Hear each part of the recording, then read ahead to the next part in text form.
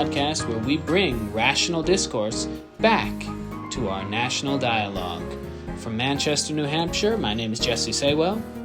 And from Los Angeles, California, my name is Tyler Eric. Today we've got a special guest joining us to share some insights into politics and religion. I know we're touching the topics that I was always told not to talk about at the dinner table. But first and foremost, we've got lightning news here. Tyler, you want to start us off? Donald Trump has escalated his trade war by issuing a 25% additional tariff on all steel and aluminum products. This is igniting the risk of a global trade war with our allies, as the European Union has joined Canada and Mexico in retaliation with countermeasures on U.S. goods. Trump has promised to respond with even further measures. And off of that, our next bit of news, the stock market, having one of its worst weeks in years. Had its worst day since September of 2022 this week. The Dow dropping almost 900 points. There are fears of a recession, and Trump refuses to rule out the possibility of a recession due to economic uncertainty and, of course, this possibility of a Trump trade war. You know what's funny about that? Is that he told us that this was going to happen when he was announcing the tariff plan. Mm-hmm. He literally said, it's going to get bad. It's going to be real bad, but then it's going to be so good. Like he said how bad it's going to be. And people were still like, oh yeah, now it's like they're twisting it. Now it's like, oh, it's necessary. It's a necessary evil or it's a necessary pain. Come on, guys. Well, he also said that it was going to be, that everything was going to be fixed on day one. So, this is... It's ridiculous. You just can't. You can't trust anything he says. Nor can you trust Doge director Elon Musk when he called Senator Mark Kelly a traitor on X after Kelly posted about his recent trip to Ukraine and supported their sovereignty. Reminder to everyone, Mark Kelly flew combat missions in the Gulf War and was an astronaut captain for NASA, and is the husband of former Representative Gabby Giffords, who was shot in the head in an attempted assassination and mass shooting in Tucson in 2011. Sounds like a traitor to me. Yeah, Jesus. Mark Kelly is one thing, and that is a hero. Yeah.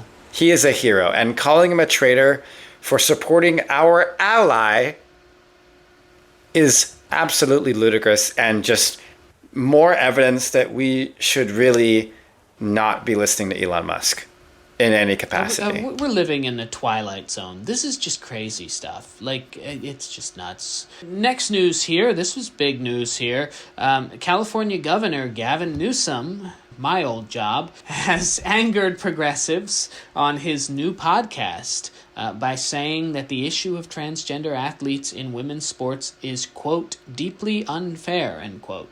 He did continue to say, quote, there's also humility and grace. You know that these poor people are more likely to commit suicide, have anxiety and depression, and the way that people talk down to vulnerable communities is an issue that I have a hard time with as well, end quote.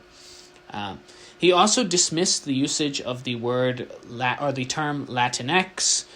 He called the push to defund police lunacy. He also criticized cancel culture. I don't know if Newsom's been listening to the podcast or listening to me, but welcome aboard, Gavin. I'm glad to see you're joining the common sense train. But Newsom is exploring a potential run for the White House in 2028, and he says he wants to confront issues that hurt Democrats in recent elections. It's the Newsom push to the center. We'll talk about it later a bit, but, time will tell if this is successful. If he can actually garner support with this sudden shift in policy. But hey, Gavin, congrats on the new podcast. Let's do a swap-a-rooney, man. We'll go on yours, you can come on ours. I'm sure you need some more supporters. We have them. Yeah. Yes, please. Let some old guys who know something about podcasts help you out. A new budding podcast. The Black Lives Matter Plaza will be removed from Washington, D.C. after pressure from the White House. which has threatened, along with congressional Republicans, to take over governance of Washington, D.C. and disband its city council and mayorship. And you know, the mayor came out and said we have bigger fish to fry, but it's very clear that, like, I mean, this is a legitimate fear for them, I'm sure. Oh, yes. This is a thing that when I lived in D.C., you know, D.C. was passing marijuana legalization, and a representative from Maryland, actually from my home district in Maryland, was actively preventing D.C. from being able to enact its own laws via Congress basically interfering. So, all right, on the depressing news here, Representative Keith Self, a Republican from Texas, repeatedly and intentionally misgendered Representative Sarah McBride, American University alum, woot woot, the first transgender member of Congress, in a meeting. After a brief argument ensued between Self, who chairs the committee, and the ranking Democrat on the committee, the session was abruptly adjourned. I mean, for crying out loud, this is ridiculous. I did love that when he called her Mr. McBride, she responded by saying, "Thank you, Madam Chairman." I don't think I got that. I loved that. You know, but she's tough as nails. I take solace in the fact knowing that she's tough as nails. She's, you know, this is not going to get to her, but it is infuriating that she's having to deal with this. This is just despicable. But props to that ranking Democrat that championed her. Yes. Because it looked like that would have just continued. You know, they would have just continued with the session. But he stopped it and was like, no. We're not moving past this until you get it right. Representative Keating, yes. So, and he was like, we're not moving past it until you get it right. And Self refused to get it right, even being told exactly what was wrong, refused to do it. So props to Keating for championing Representative McBride for that. And that felt real too, you know, that didn't feel performative. Like, No. I was worried when I heard about it, you watch it, and he was pissed. And he said all the right things. He was like, you know, I've come to know you a little, but this is just a lack of decency. And that's really what we just keep talking about, like, just decency and respect. Like, just I don't care if you, I do care, but regardless of how you feel about transgender people, just be respectful of somebody and how they identify. It's mind-boggling that that they have become this target here. In other news, bags will no longer fly free on Southwest Airlines soon, as the airline is ending its free checked bag policy. Southwest recently ended its long-standing policy of not having passengers reserve seats, and yeah, that sucks. Well, I mean, yeah, it sucks, but at least none of their planes have crashed recently. I say that, the last time I talked about plane crashes on the podcast, all of a sudden a plane crashed, so I hope, I'm knocking on wood, please, no more accidents, please. Off of planes, speaking of a plane crash or a disaster on a plane, court records show that a passenger on a recent flight from Savannah to Miami attacked a flight attendant, kicked and punched the seat of the person in front of him, and swallowed rosary beads. After telling his sister, who was traveling with him, to, quote, close her eyes and pray because Satan's disciples had followed them onto the plane, end quote. The man had to be subdued by passengers when he tried to charge the exit and attack another flight attendant. The plane returned to Savannah. The man was taken into custody. Something's going on these planes, man. I got to tell you, I flew a lot pre-pandemic. I flew a lot. At one point in time, 70 flights in a year, I think in 2019. And I never dealt with the issues that I'm seeing in terms of behavior, or people just being disrespectful. I just never saw that. And you would think, maybe it's just luck. But, beyond the endless delays and everything that's going on with traveling, what I see right now is just, behavior of passengers since COVID has been absolutely despicable. I've seen, people, I saw a guy when I landed in LAX once who was being detained. He was flipping out about a variety of things. It's it's crazy. Something is going on in the skies, and now the planes are coming out of the skies. So weird. All right. And on that point, we would like to welcome a very special guest to our show. He is a husband, a dad, a musician and composer, a lover of parkour, and a longtime friend of mine. He is also the co-writer of our Reunited States theme song. Chad Sundman is joining us on the show. Chad, welcome. Woo, hello. Good to be here. Thanks so much, man. So, I wanted to bring you on because, you and I have been having discussions about various issues for a long time, and I like to think of us as kind of the common sense people. We try and have reasonable discussions. We don't always agree entirely. We come from very different backgrounds, politically and in general. So I want to ask, though, is it fair to call you a former Republican? Is that something that do you identify with that? And if anywhere, do you identify in the current political climate? Yeah. So about being a former Republican, I think so. I think that I never would have called myself a Republican, but my voting behaviors would have outed me. So if someone was just to look at my record when I was younger, I think they'd be like, he's a Republican, no matter what he says he is. So I think that's fair. So what about now? Okay, so you say formerly. Where are you now? Do you identify as something? Do you know? Do you feel homeless? What is the situation? I think in some ways I do feel homeless. I think that, however, I do think that there is a large part of the voting bloc that I would say, if I had to put into words, we kind of identify as left-leaning white millennial man. Okay. I think if I was to describe myself, it would be with those terms and all of the implications that come with it. Okay. All right. Was there a point in time in which just dawned on you, a certain moment in political history, in recent political history, that led you to have more of a firmer understanding of where you are on the political spectrum? I remember the first time I really got into politics. I'd always kind of voted and kind of known about it. But I think where my opinion really started to shift is when I started getting turned on to Ron Paul in social media. He was this very different voice.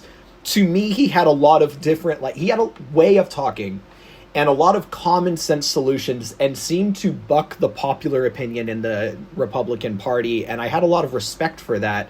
And that actually informed the way I would vote later on.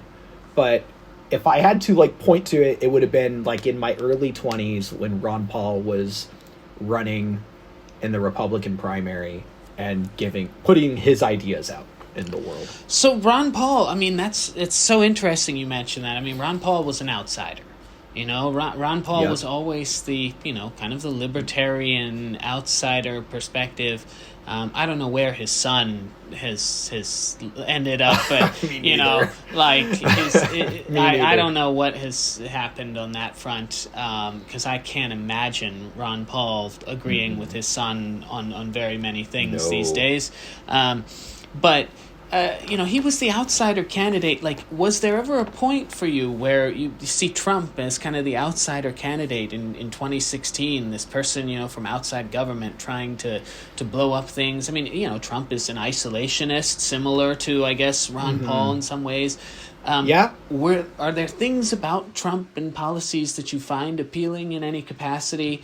Or is it all, I guess, overshadowed by the other behavioral issues and policy issues? Yeah, I will say that it is very hard for me from an intellectual standpoint to look past the behavioral issues of Trump and try and see the policies for what they are. I don't want to pretend that I'm hopping on this bus of oh, it's Trump, so I disagree with everything he says. That's really not true. And I would say, unfortunately, I do find myself in a position. I say unfortunately, but it's because sometimes I resent how I think. but I'll hear things on social media about oh my gosh, this happened and Trump said this and it was abhorrent, and it's the disgrace or whatever, and then I'd be like, wow, and I'd go listen to it and I'd be like, all right, I don't disagree on every point, but like he has an underlying point that makes sense and I see why it resonates with people. So that's a long answer to the question of, I guess, yes. In some ways, I do see him as that outsider. The difference between Trump and Ron Paul for me is Ron Paul had a very positive vision of humanity and a positive vision for the future of the country. And I relate to that kind of positivity and like look forward and how can we make things better. And Trump's version of making things better is just the most negative, the most aggressive and prideful approach that I have ever witnessed in a politician, and that I cannot get behind.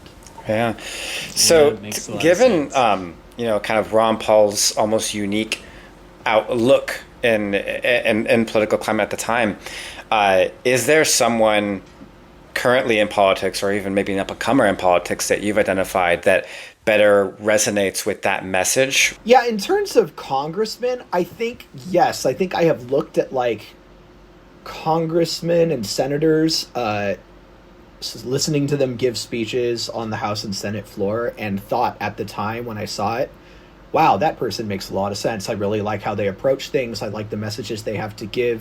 But sort of like inevitably, they come in this way as like freshman senators and freshman congressmen. And over time, they've just maybe had no choice but to give in to the Trump movement and the MAGA movement. And it's a little depressing. But the one that really stuck out to me, and for some reason, I'm not going to be able to remember it, but he came in as a freshman senator, and the first real speech he gave to the Senate was how much the Senate was broken because the two sides of the aisle could not talk to each other.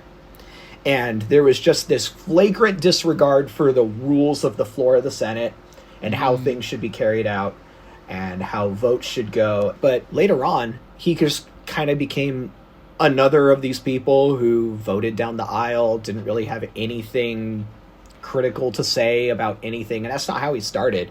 Who in politics now does excite you? Or is there somebody, regardless of party, is there somebody that you actually feel like, wow, that's the type of candidate I really would like to get behind? Oh my gosh. I think the short answer is no. It used to be the case. I think now, I don't know whether it's because I have somewhat stepped away for my own mental health, but yeah, I can't. No, the answer is no. I find most of them completely exhausting on both sides of the aisle. But yeah, it's the same thing though. It's the same thing as I go and I listen to their speeches, because that's what I do. That's like the first thing I do when I hear any kind of rumors. So-and-so said this, da-da-da-da-da-da. I go, okay, I'm going to boot up C-SPAN and see what was actually said. And I feel like I am very much drawn to the kind of person who goes up there. They don't have anything aggressive to say. They don't have anything inflammatory to say. They just want to present how they feel about it, present why they think the other side is wrong, even if those words are worded strongly, which I think sometimes is justifiably so. There's no personal attacks. There's no exaggerations. It's just a very intellectual and well thought out presentation of their position and why the other position is wrong, which quite frankly is how every debate should be. And when I get to see that happening in Congress as an example to the nation and to our kids, I have kids who are studying this for school right now, and they have assignments to go and watch some of these speeches. And I can't tell them, no, I don't want you to be influenced by that because this is a school assignment. And so I would prefer if these were coherent, well thought out debates. And I just don't see it as much anymore, and it makes me sad. Do you find any value looking at other like libertarian candidates and any within that party that potentially may have similar like a similar leaning to a Ron Paul in the current climate? You know, we had Gary Johnson in 2016, George Jorgensen 2020, etc.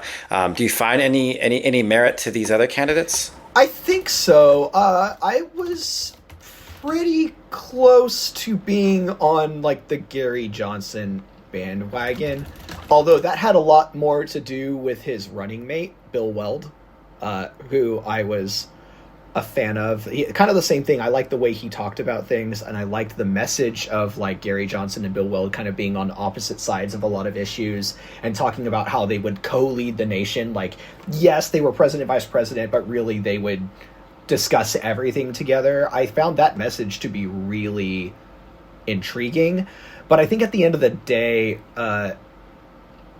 Gary Johnson just didn't have the same kind of way of speaking that I liked from Ron Paul so much. And maybe all of these things that I'm saying kind of out me as just someone who, like, I want to hear someone speak intelligently and politely. And so the more someone can do that sort of on either side of the aisle, the more respect I have for them. And it's pretty much as simple as that. No, it's a great point. I mean, it you know, for me, looking back at Gary Johnson, if people don't remember, Gary Johnson was the Libertarian candidate for president in 2016. He faked a heart attack on stage when asked a question about marijuana usage. He also could not remember, or he didn't know what Aleppo was, which is a city in Syria, which you probably... Yes, that was the big controversy. Probably should know what that is if you're running for president. But you're absolutely right. Bill Weld, Gary Johnson was a Democratic governor of New Mexico, I believe, and Bill Weld was the Republican governor of Massachusetts, kind of coming together, both, people that kind of buck their parties. It just seems like in general, the people that buck their parties don't really exist anymore. And I'm actually quite enthused by certain members. We've talked about John Fetterman here on this this podcast, and for all his flaws, I think the guy is he's a straight shooter and really pushing back against certain aspects of the Democratic Party, and I do kind of wish that he didn't show up like he was playing pickup basketball on the Senate floor, but there are occasional people. But I think back to when I moved to Arizona, like the reverence for John McCain as somebody who was willing to buck his party. Lindsey Graham used to do. I mean, John McCain would be turning in his grave, to hear the way that Lindsey Graham now talks and the things that he says. It is sad on that front, and I do feel like there's a lot of us who really just want very badly for somebody to come out and kind of say to the extremes in the parties, like, no. Like, I get that you guys are on Twitter or X and that you get a lot of, money, you raise a lot of money off of these kind of inflammatory statements. But no, this is not how the majority of people feel. These are not the issues that the majority of Americans care about. And there's just so few of them willing to do that anymore. But I wanted to touch on something else here, because you and I have talked about religion before, and we're obviously, we have very different backgrounds on this. Myself being an agnostic, atheist, apatheist, whatever you want to call me, and you as a practicing Christian, I know how important that is to you, and I've always applauded that you approach Christianity from a perspective of being Christ-like. That's my kind of general bar when I look at Christianity is, are you being Christ-like? Because I can be on board with that. But I'm curious, how do you explain the Christian right and the evangelical movement towards Donald Trump? I mean, this is no longer just like, they're voting with him and they're holding their nose. Like, they love him. Is it more about Trump or more about a distrust or dislike of Democrats? I think all I can give is anecdotal experience, right? And that's going to be biased by the fact that I live in California. California, we sometimes call them California Christians, because they're just a little bit, it's different here. It's different here. I know a lot of Texas Christians as well, and it's different. It's different here. But the attitude toward Trump, there has been a shift since the first time he won. I think that the second time he won, people felt a lot more permission because it was such a majority opinion, right? I think the first time he was kind of an unknown in politics, and it was easy to be like, oh, who is this guy? Why did he get this, why did he win the primary? But he's Republican. I can't vote Democrat. I guess I have to do it. And yeah, like you said, the holding your nose thing. But, he came in the second time, and you would think with all the baggage that he left from his first term, and especially the January 6th thing, you would think that this would have kind of moved things away from him.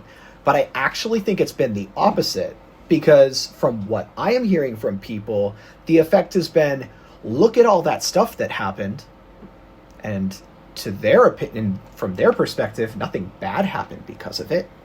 And it turns out all these people still like him, and so slowly people have given themselves permission over time to not only tolerate his behavior, but dismiss it as that's just politics as usual. Politicians are going to be like literally hearing these words from people in my circles. That's just politics. Yeah, he said that thing, but it's just politics.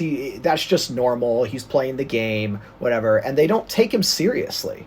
And I think that that's more dangerous. It's one thing to be like, I don't like these things he's saying, but like I have to vote Republican because I don't trust the Democrats. And it's another thing to say, I don't take what he's saying seriously. I don't think that's even going to happen.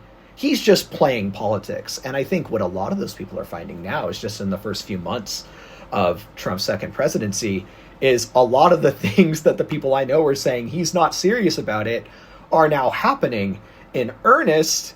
And now they're put in a position where like they've invested in this opinion. And so now their choices are to say, I was wrong, which nobody wants to say, or say, it's actually okay.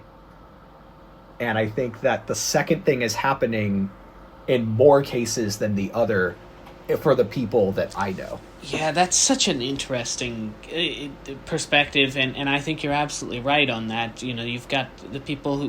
What a political tool that Trump has, that his own supporters don't take anything he says seriously. Like that they read between the lines. Yeah. They will give him such a long leash on everything.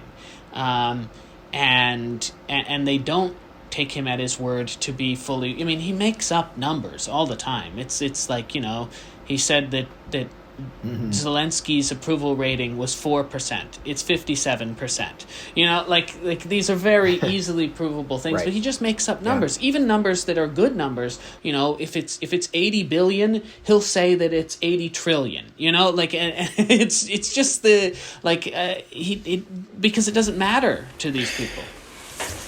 Well, it's more than just the numbers too, because something I see a lot, and things that are targeted towards like the Christian communities is, his ability to create this like evilness within the Democratic Party. Yeah. Exaggerating a lot of these claims and attributing them to fetal deaths and things like that, right? And playing up a lot of the abortion issue, which is of course a huge single issue for a lot of Christian voters.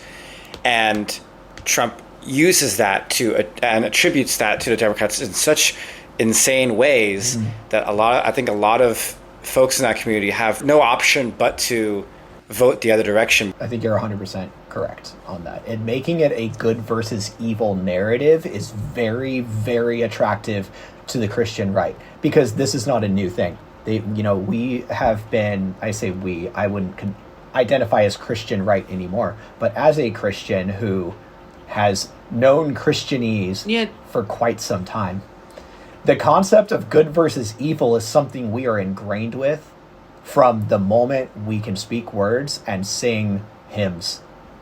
There is good and there is evil, and it is a very, very easy thing for us to accept.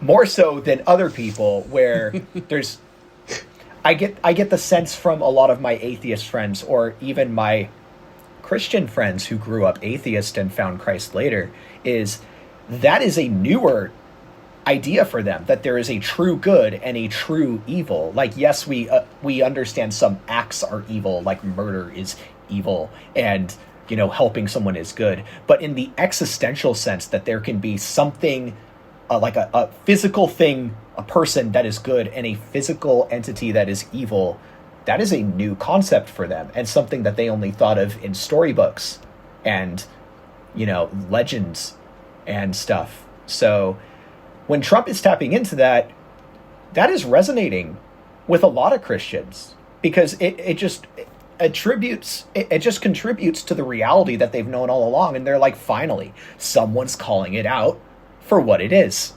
And it makes sense. It fits my paradigm, my belief paradigm. On both the right and the left, you have these kind of extremes that are essentially putting the people in boxes. The same way we talk about the religion where it's like good versus evil, you have people on the left also with this mindset of good versus evil. And if you're not with me 100%, then you are in the evil box. That's a it's funny because many of those people are the least religious members of society, but they're acting like the most, and that this is where that circle, if you look at communism and fascism, they should hate each other, but in some capacity the circle comes around and they have a lot aligned in the way that they view people and kind of the on the political spectrum. So it's interesting in that way, the way that we have separated out our societies, and what I hope anyone gets from listening to this discussion is just that there is nuance, there are respectful ways to have these discussions, and that from a religious perspective, in the same way from a political perspective, what I really want is for us to treat each other with respect and start treating each other as human beings again. And it's so important. And I think that this is where liberals kind of work against themselves, at least the loud ones, is that there is this, especially now in Trump's second presidency, there is this need and this desire to fight it by going on social media and launching into a tirade about some of this stuff. And again, anecdotal example, but I know more than one person who have said to me, when I'm trying to give the, Trump is terrible, we need to vote for Kamala, who I thought was a wonderful candidate, by the way, who they're talking to me and they said, I don't like Trump, and I would normally vote against him because of that, but I find the Democrats and the people and the liberals so exhausting. Yeah. That I just err on the side of Trump, even just the slightest bit, and it's enough to make me vote for him instead. Now, I fight them on that because I think they're wrong. But the fact that it's been more than one person... But here's the thing that I keep saying. It is, and I would agree with both of you, I think, in saying that I disagree with that logic, but it is easier. If you're a person in the middle who looks at the two sides, and you say one side, if I say the most, if I say anything that remotely offends them, they're going to cast me off into, into the oblivion of cancel culture. And then you look at the other side of this, and they're like, wow, they let Trump say whatever the hell he wants. It's much easier to say, wow, I'd rather kind of lean over on this side, because at least if I say something out of line, they won't come after me in the same way. And again, I disagree, because look at the way that Trump is coming after people now. Like, this is what you get when you side with that side. Now it's coming after all sorts of people left and right, indiscriminately. He's got Elon Musk, kind of going rogue. But it feels easier. It feels so much easier to side with the people who aren't going to come at you with the steak knives. And it makes me sad, Genuinely, because it's not only like what I would say is like not nice to people, but it's downright dangerous. Yeah. The you know, my kids go to school in Los Angeles, and it is a reality that their classmates have to be concerned that their parents or relatives in other states will be deported, that they will be gone. And they talk about this with my kids, and it's heartbreaking. So for me to sit and think, you know, someone who has a relationship with someone who might be voting for Trump just says, I want nothing to do with you, we're done, or I'm going to go on a tirade and say how horrible you are, that has real consequences, as opposed to having a relationship with them and trying to meet them where they are and say, hey, here's a very real problem that I'm concerned about that affects real people. Yes. The tirades and the cutting people off and the canceling does damage to the very causes that they are purportedly trying to champion. And it's heartbreaking. Could not agree more. Had an experience with this weekend in discussing the transgender issue regarding sports, and talking about Governor Newsom's comments, and somebody put him up there and said Gavin Newsom is now the enemy. And I went on and I just said, can we not have a nuanced discussion about this? Like, can we not care about trans people, acknowledge that they are real, support their rights, acknowledge all of this, and also say that the sports issue is somewhat more complicated. Just biologically, there is something with women's sports that we do at least have to have a discussion about.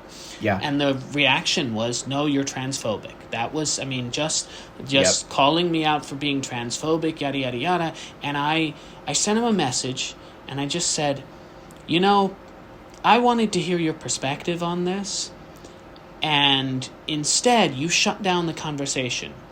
And if I, was not already willing to continue to have these discussions, I am, but most people would move further away. You cut out the chance to actually convince me of anything. You cut out the opportunity to actually have a dialogue, and instead you have now pushed me further away from your point of view by basically being an asshole. Yep. And I said, look, calling in is so much more effective than calling out. If you really think that I need to be called in on this, I will listen.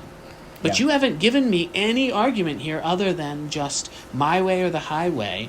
And then, you go out and say there is no possibility of a nuanced conversation about this. Okay, fine. That's your perspective. Fine. Then we're not going to have one.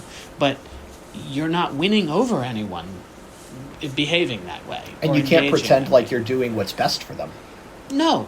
Because look at what it's done. This is what we say. Now, we talked earlier on the podcast about Sarah McBride, the representative who I went to college with back in the day, a transgender representative being misgendered, being ostracized. Like, you've put this target on people's backs by being such assholes about this and not being willing to have a discussion and just calling people, transphobic or racist or anything else. Right. And if your goal is to win, if your goal is to to have your viewpoint be victorious on a political stage, well, you're not doing that either. By doing that, like you're championing a very difficult political argument, a losing one, as it's polled across the country. But instead of trying to garner support for it, you're further isolating yourself.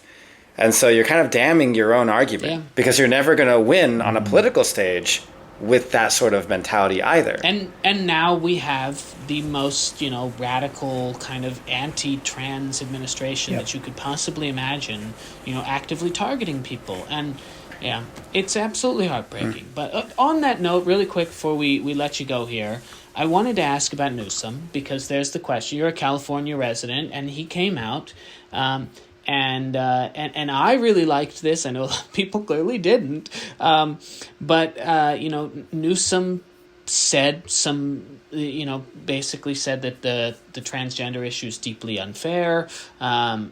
He also talked about the term Latinx, cancel culture. There's this pivot to the center clearly in advance of his presidential inevitable presidential campaign.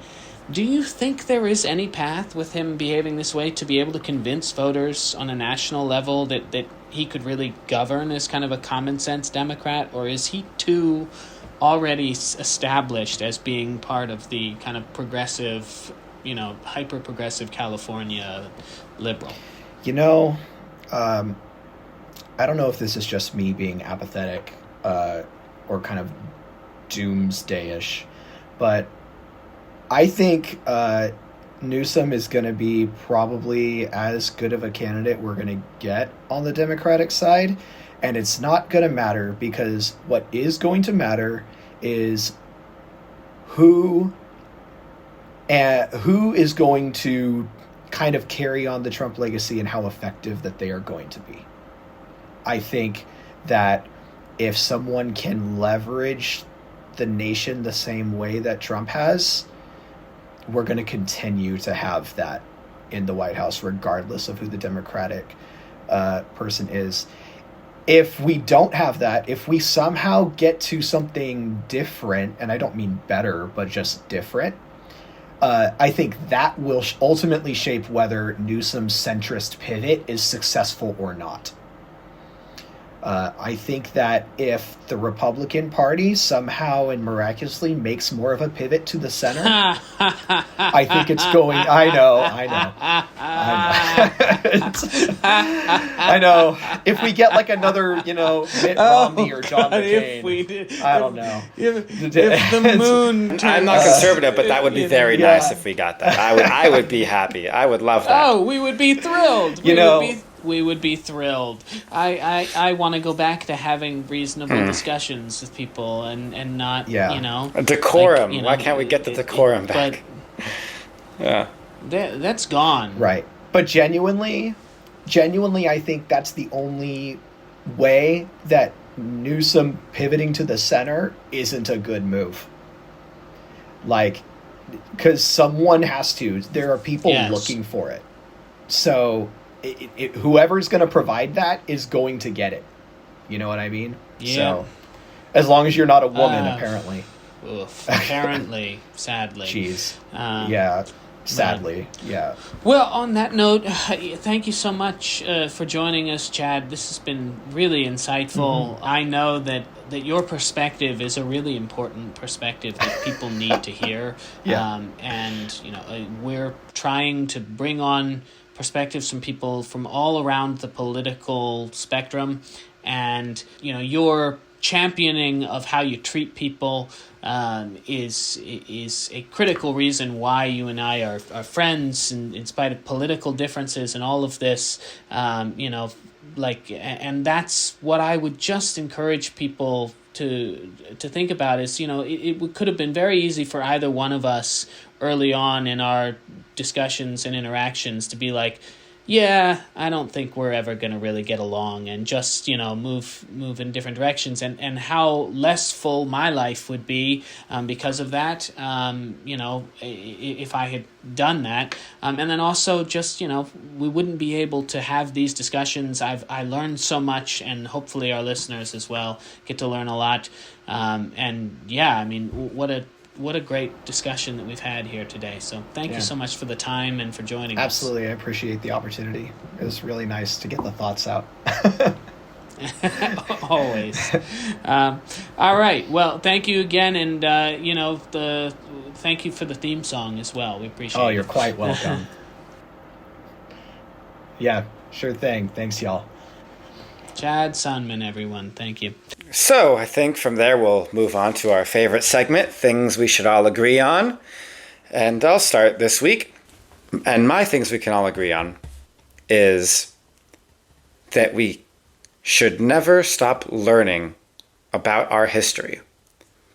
And what I mean by that is, I think especially in today's political climate, with so much misinterpretation of history, global history, U.S. history, political history, all these things, and so much bastardization of our history, of where we come from, people making up falsehoods, lies. We talk a lot about fascism, right, on the podcast. A lot of people are throwing out that term in reference to a lot of things that are happening in politics right now.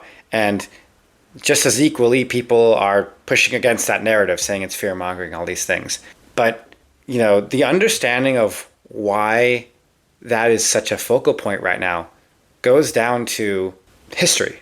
We have a history of fascism in the world, just as we have a history of all sorts of any policy you can think of that is happening now in today's day and age can have some root and has happened in some way, shape, or form in our past or in the global past.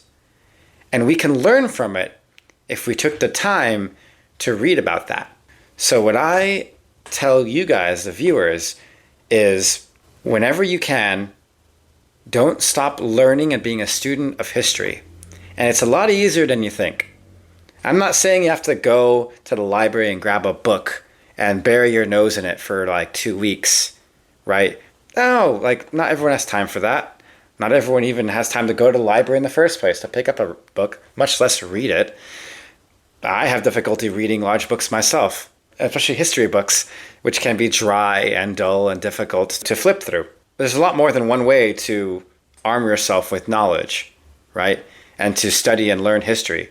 You don't have to just read a big dull tome. You can listen to an audiobook, which is a million times easier, right? You can do that while you're doing chores around the house, right?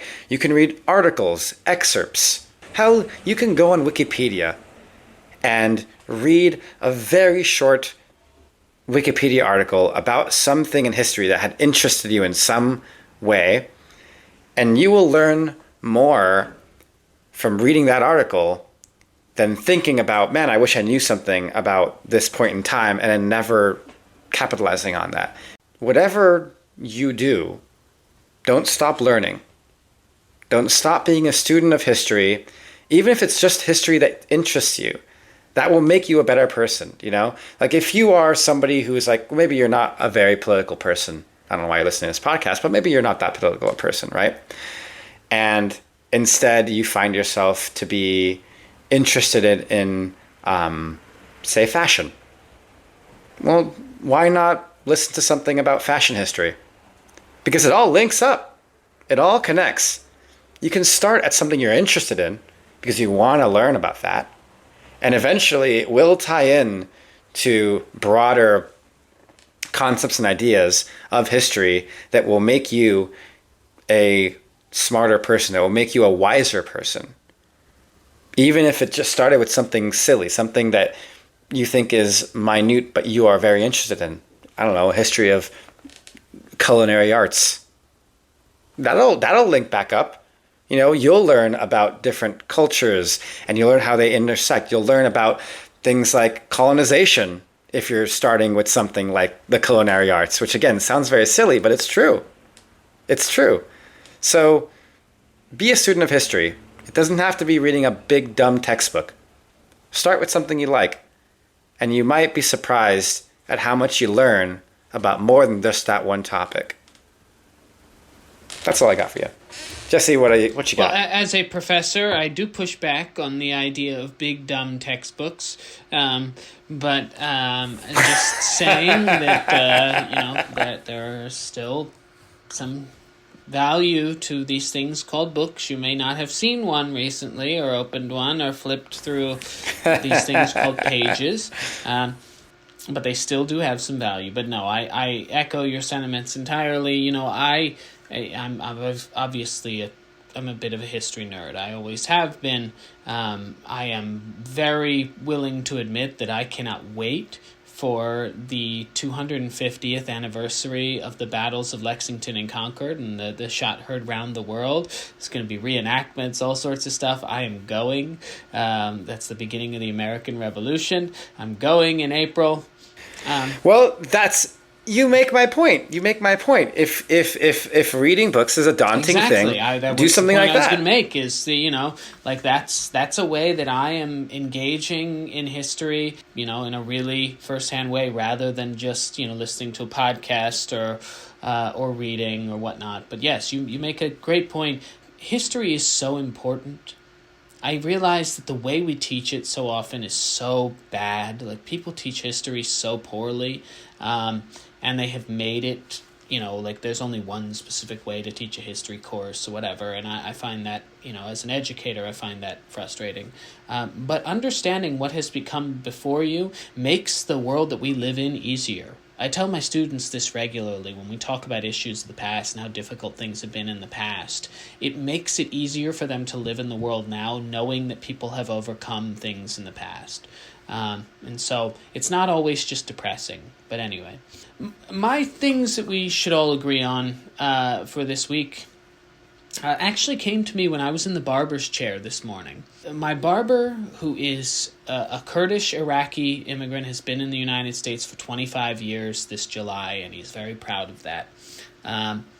He has 3 kids that he has raised here in the United States, and he loves this country. And the way that he talks about the country made me think back to the last couple of weeks. And specifically, I spoke about how difficult it was for me and how ashamed of my country I was in the aftermath of the meeting with Zelensky and Donald Trump in the Oval Office and J.D. Vance. And how much I really tried to not be ashamed of my country. And I was, and I continue to be, but I certainly am ashamed of my government. And that's the distinction that I really want to make.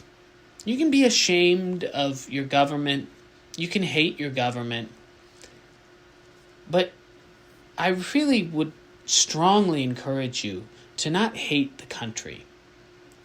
Because when you talk to the people who came here from somewhere else, who left behind war or poverty or regimes that wouldn't let them speak or worship or just live, when you really talk to so many of them, you listen to them, you hear something that we forget way too easily as, people who are born in this country. And that is that this place, this country, America, as broken as it is, still holds something worth fighting for. For millions of people, America wasn't the problem, it was the answer. And so you want to make America better? That's great. You should. I want to make America better. I think we all want to make this country better. And in these dark times, it's really difficult to imagine how we do that. But we do need to listen to the people who chose to come here, who gave up everything to be here.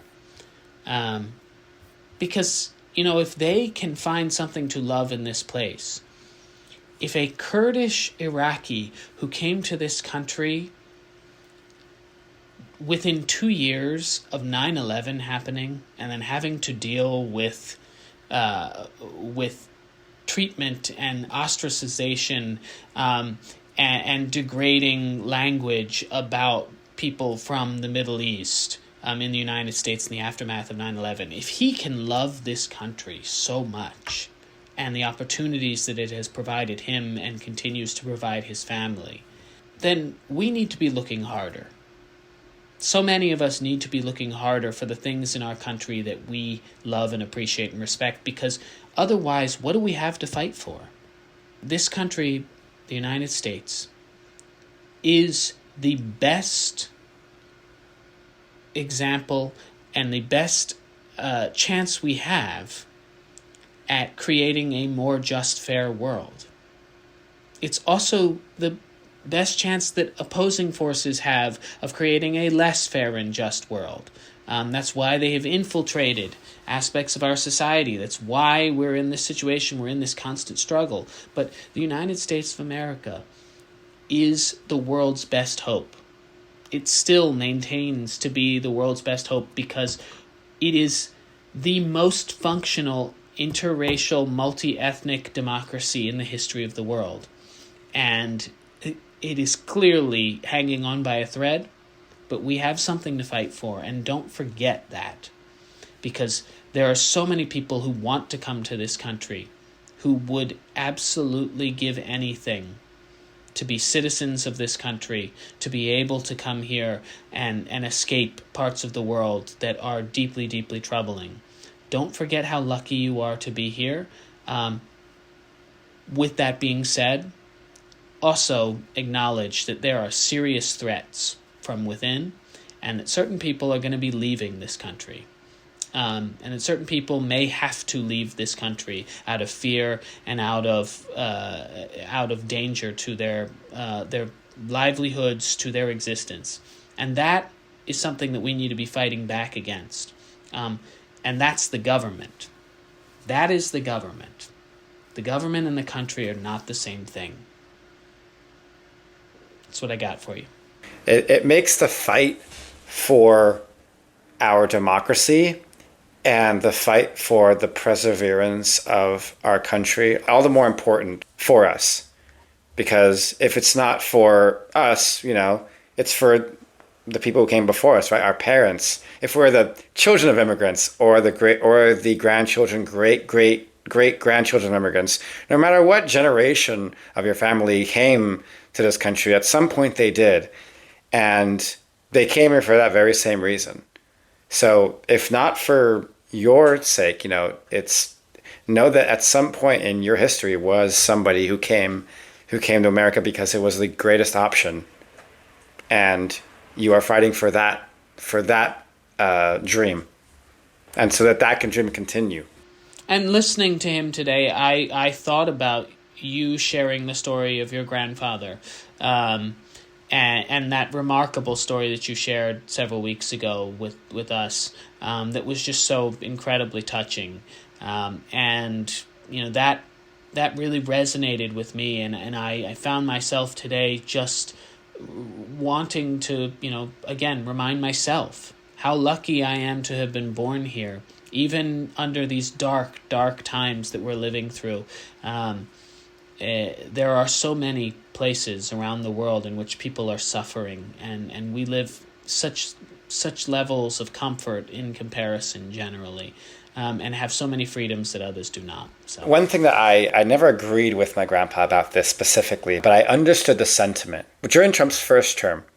And again, like my grandpa, he was conservative, though you don't call him MAGA by any means, right? But there was one thing in particular that I found interesting. And so when Trump got elected during his first term, Robert De Niro famously did a whole thing where he said, and I don't remember the quote exactly, but he said, "If I knew the guy, if he was standing right here, I'd punch him in the face." But I remember my grandfather saw that headline and saw that video, and he was like, what a terrible thing to say. He was disgusted by that statement. Not because he loved Trump, not because he didn't even vote for the guy. And it's not anything to do with Trump as a person and that he thought it was bad that we wanted to punch Trump. It was the sentiment that you would want to wish harm upon the president of the United States. I remember telling him, I was like, yeah, but it's Trump, man. Of course he's going to say that, dude. The guy's terrible. He goes, no, he is not Trump. He is the president. And right now he's saying, I want to punch the president, and you should never want to do that. And he gave this whole thing about how he came to the country, yada, yada, yada. But the sentiment that there is a respect that you give to the president, no matter who it is, that you should never use language like that against someone of that position, because now they are who they are. Doesn't matter who they were before they got there, but now that they're there, you are owed them a level of respect. And when De Niro made those comments, he was like, there was nothing more disrespectful to the country than saying something like that about the new president. It doesn't matter if it's Obama or Bush or Clinton, doesn't matter. You never say that about a president. You never do that. And it stuck with me, because although in the moment, I disagree with him wholeheartedly because I was all very emotionally charged during those years, it makes more and more sense the older I get. And that sentiment of no, there is a decorum that you must keep. And it doesn't matter who it is. There is a decorum to be kept. Anyway. Well, thanks everyone for listening. This is a long episode, but I'm glad you guys stuck it out. As always, you can follow us on Instagram at Reunited States Pod. From Los Angeles, California, my name is Tyler Ehrig. And from Manchester, New Hampshire, my name is Jesse Saywell. And this has been Reunited States. When the whole world has got you down, and there's no one else around, turn that crown right upside